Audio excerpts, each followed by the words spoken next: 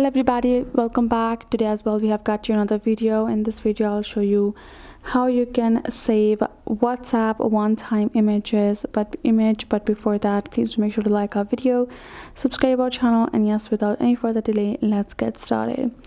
So if you have been wondering whether you can save a private image or one-time image that has been sent to you, so what you're going to do is, first of all, I'm going to go ahead and access where I might have potentially gotten the one message. I have not got that. So if, let's say, if I send a one-time message to this user and I have sent this one-time message, right? So as soon as they open the photo up, when you open the photo up, it will be vanished. They will not be able to take a screenshot of it. They will not be able to do anything about that particular picture, because the purpose is for it to be privately and secretly to be sent only one time view.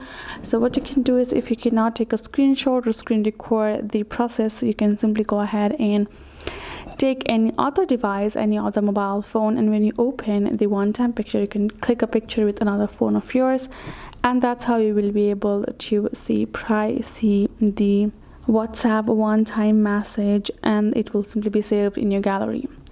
That is basically how you do. Hope this video helped. Thank you so much for watching. I'll see you guys in our next video.